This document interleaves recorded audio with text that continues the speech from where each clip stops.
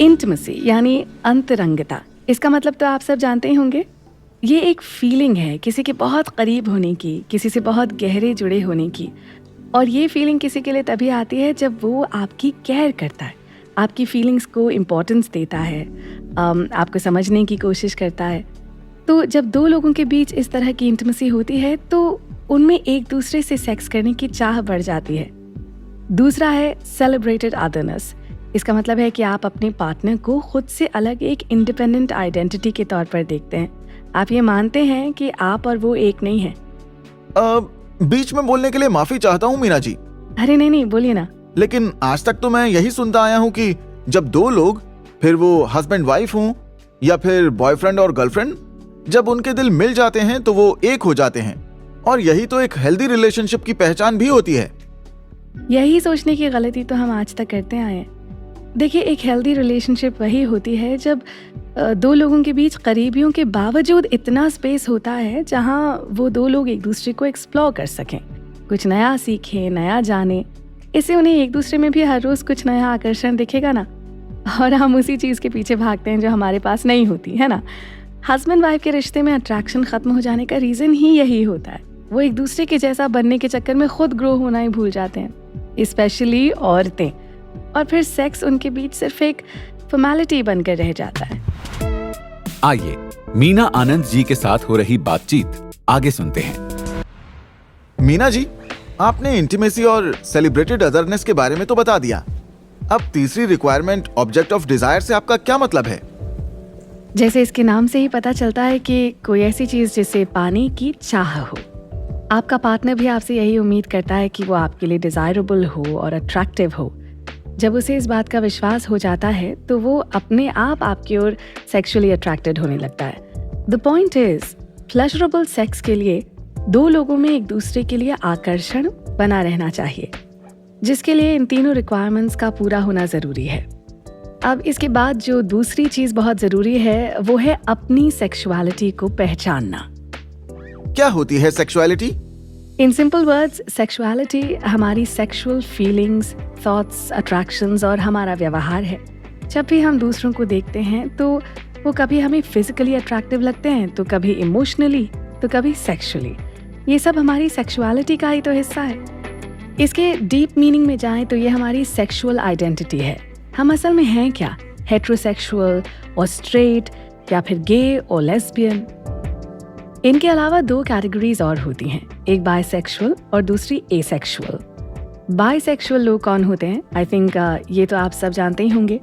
वो लोग जो सेम और ऑपोजिट दोनों जेंडर के साथ सेक्स करना पसंद करते हैं, जबकि एसेक्सुअल वो लोग होते हैं जिन्हें सेक्सुअल अट्रैक्शन कभी फील ही नहीं होता, और अगर होता भी है तो बहुत ही माइनर लेवल पर, वो भी तब जब वो किसी से डीपली और इमोशनली जुड़ जाते हैं। ऐसा करना उनकी चॉइस नहीं होती, बस वो ऐसे ही होते हैं। Very informative. अपनी सेक्सुअल आइडेंटिटी की पहचान किस तरह हमारी सेक्स लाइफ में अपना रोल प्ले करती है? देखिए, जब हमें अपनी सेक्सुअल आइडेंटिटी की पहचान हो जाती है तो हम धीरे धीरे ये भी डिस्कवर करने लगते हैं कि सेक्स को लेकर हमारी पसंद और नापसंद क्या है, हमारी फिजिकल डिजायर्स और नीड्स क्या हैं, ड्यूरिंग सेक्स हमें क्या सेटिस्फाई करता है, कौन सी चीज़ हमें इमीडिएट टर्न ऑन कर देती है, हमारी सेक्स फैंटेसीज क्या क्या हैं। जब हमें अपने बारे में ये बातें पता होंगी तभी तो हम अपने पार्टनर से अपनी सेक्सुअल प्रेफरेंस डिस्कस कर पाएंगे। Sex is a fundamental part of humanity and sexuality is an essential part of our existence. अपनी sexuality और sexual desire को ignore करना मतलब अपनी existence से इनकार करना है। इसे समझकर, इसे accept करके, इसके साथ comfortable होकर ही हम अपने partner के साथ एक intimate relationship बनाने में सफल हो सकते हैं। और यही intimacy sexual pleasure की ओर हमारा पहला कदम होता है। सेक्स वो ड्राइविंग फोर्स है जो हमारे आसपास एनर्जी क्रिएट करती है, लाइफ क्रिएट करती है। सेक्स से हम दुनिया में आए और सेक्स से ही हम किसी को दुनिया में लाएंगे। सेक्स हमारी emotional wellbeing, self esteem, health और रिलेशनशिप के लिए बहुत ही इम्पोर्टेंट है। इसलिए हमें अपनी सेक्सुअल एनर्जी को सही दिशा देना बहुत ज़रूरी है। क्या मेल और फीमेल सेक्सुअलिटी में कोई डिफरेंस होता है? डेफिनेटली। एक वुमन को एक मैन के मुकाबले सेक्सुअली अराउज्ड होने में थोड़ा ज़्यादा टाइम लगता है। मैन तो एक वुमन की सेक्सी पिक्चर देखते ही या फिर अगर उसकी नज़र यूं ही अचानक अपनी पार्टनर के नेकेड फ्लैश पर भी पड़ जाए तो वो अराउज्ड हो जाता है। उसका मन तुरंत सेक्स करने के बारे में सोचने लगता है, जबकि वुमन के साथ ये मामला थोड़ा अलग है। एक वुमन भी इस सिचुएशन में अराउज्ड हो सकती है, लेकिन वो तब तक स्ट्रोकिंग, किसिंग, कडलिंग की चाह रखती है जब तक उसे सेक्स करने की तलब ना होने लगे। मैन सोकर उठता ही इरेक्शन के साथ है, जबकि वुमन नाइट टाइम सेक्स भी रिलैक्स्ड हो जाने या नहाने के बाद प्रेफर करती है। ऑलमोस्ट एवरी वुमन मल्टीटास्कर होती है। एक ही समय पर उसके माइंड में ना बहुत कुछ चल रहा होता है। घर और बाहर के उसे इतने काम होते हैं कि उसके लिए बेडरूम में आते ही सब कुछ भूलकर एकदम से सेक्स करने के मूड में आ जाना मुश्किल है। बच्चों का होमवर्क, स्कूल, लॉन्ड्री, सुबह सुबह बच्चे लंच में स्कूल क्या लेकर जाएंगे, इस तरह की और भी न जाने कितनी टेंशन्स के साथ वो रात में बेडरूम में घुसती है। और अगर वो वर्किंग है तो ऑफिस का स्ट्रेस अलग से। That's why she takes time to relax. दूसरी तरफ मैन आसानी से खुद को इस तरह की छोटी मोटी चिंताओं से डिसएंगेज करके सेक्स करने के मूड में आ जाता है। इसीलिए ये और भी इम्पॉर्टेंट हो जाता है कि हम अपने पार्टनर की सेक्सुअल लाइक्स और डिसलाइक्स को जानें और समझें, क्योंकि कभी कभी इस तरह की डिफरेंट सेक्सुअल नीड्स से दो लोगों के बीच के रिश्ते में प्रॉब्लम्स भी आ सकती हैं। और इन प्रॉब्लम्स से सिर्फ तभी बचा जा सकता है अगर हम अपने पार्टनर से अपनी सेक्सुअल नीड्स और प्रेफरेंसेस को लेकर ऑनेस्ट रहें। Exactly. Be straightforward and tell them कि आपको देर तक फोरप्ले करते रहना पसंद है, आपको कोई नई पोजीशन ट्राई करनी है, आपको सेक्स के दौरान बातें करना अच्छा लगता है। जो भी आपको पसंद हो वो सब अपने पार्टनर के साथ शेयर करो और साथ ही उनसे उनकी पसंद भी पूछो। क्या पता उन्हें अपनी पसंद आपसे कहने में झिझक हो रही हो। मीना जी की बात खत्म होते ही ऑडियंस में से एक वुमन ने कुछ कहने के लिए हाथ ऊपर किया। होस्ट ने उसे एक्नॉलेज करते हुए कहा, सबसे पहले अपना नाम बताइए और फिर कहिए क्या पूछना चाहती हैं आप। जी, मेरा नाम नीता है और मैं मीना जी से ये पूछना चाहती हूँ कि हम औरतों के पास दिन भर करने को इतने काम होते हैं कि रात होते होते हम इतना थक जाते हैं कि बिस्तर पर लेटते ही हमारी आंखें बंद होने लगती हैं, और अगर सेक्स होता भी है तो वो एक फॉर्मेलिटी की तरह। अपने बिजी स्केड्यूल में से हम अपनी सेक्सुअल डिमांड को पूरा करें तो कैसे करें? नीता, देखिए ये सिर्फ आपका ही नहीं, बहुत सी औरतों का मसला है, लेकिन ये प्रॉब्लम इतनी बड़ी नहीं है जितनी दिखती है। हाँ, मैं मानती हूँ कि औरतों के पास बहुत से काम होते हैं, लेकिन अगर आप सेक्स को अपनी टू डू लिस्ट में सबसे आखिर में रखेंगी तो कभी भी इसके लिए इनफ टाइम नहीं निकाल पाएंगी ना। ये बात याद रखिए कि सेक्स आपको रिलैक्स करता है, प्लेजर देता है, आपके स्ट्रेस को भी कंट्रोल में रखता है। इसीलिए ये आपकी रिस्पॉन्सिबिलिटी है कि आप इसे भी दूसरे कामों की तरह उतनी ही प्रायोरिटी दें।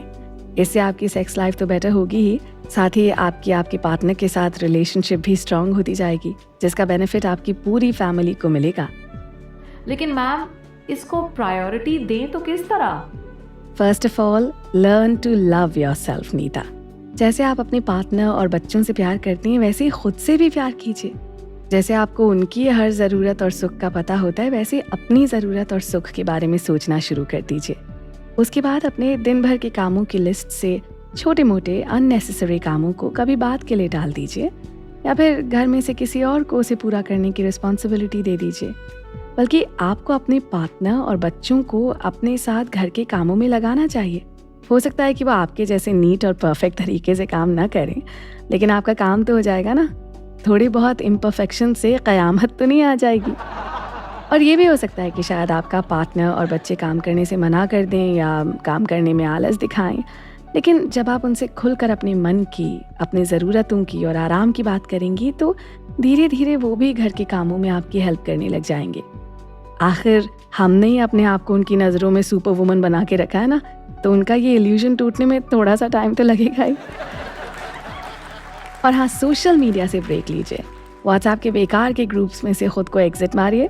ये सब टाइम कंज्यूमिंग होने के साथ साथ आपकी मेंटल हेल्थ को भी डिस्टर्ब करता है ना, जिससे आप हर समय थके थके से रहते हैं, और आपकी यही थकावट आपकी सेक्स लाइफ को भी इफेक्ट करती है। Hello ma'am, I am Ankur. Hello Ankur. Ma'am, अभी आपने सेक्सुअलिटी के बारे में इतना सब कुछ बताया। आपने कहा हम जो हैं, जैसे दिखते हैं, या फिर जो भी हमारी सेक्सुअल लाइक्स और डिसलाइक्स हैं, हमें उसे एक्नॉलेज करके एक्सेप्ट करना चाहिए। लेकिन मैम, मीडिया तो कुछ और ही कहती है।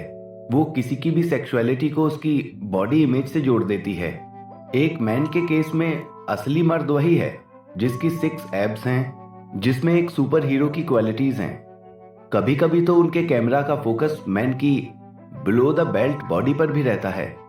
उनमें ये मैसेज दिया जाता है कि विमेन ऐसे ही स्ट्रॉन्ग मैन की तरफ अट्रैक्ट होती हैं। ऐसे ही बॉडी बिल्डर मैन उन्हें सेक्सुअली सेटिस्फाई कर सकते हैं, जिन्हें देखकर अक्सर मेरा सेल्फ एस्टीम लो हो जाता है। So I am asking this again here, ma'am, does size really matter? Ankur, बहुत अच्छा सवाल किया है आपने। आपकी बात सही है कि मीडिया ने मैन और वुमन की सेक्सुअलिटी की एक ऐसी परफेक्ट इमेज तैयार कर दी है जिससे मोस्टली लोग अपना सेल्फ कॉन्फिडेंस खो बैठते हैं।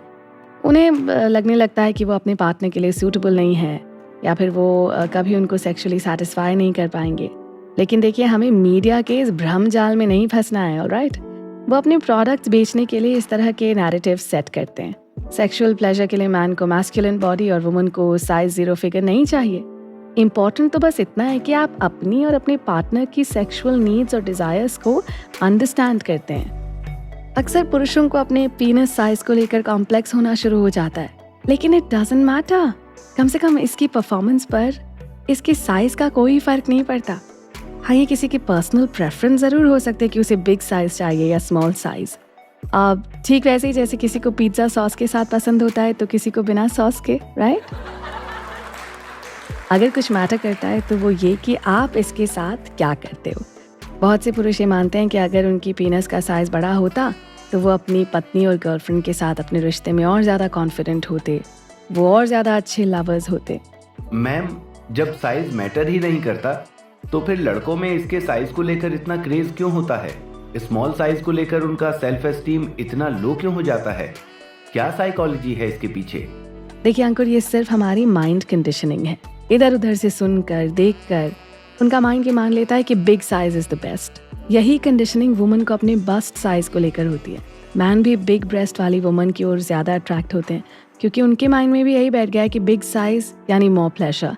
लेकिन सच यही है कि इससे ना तो आपकी सेक्स परफॉर्मेंस पर फर्क पड़ता है और ना ही इससे आपका सेक्स प्लेजर कम या ज्यादा होता है।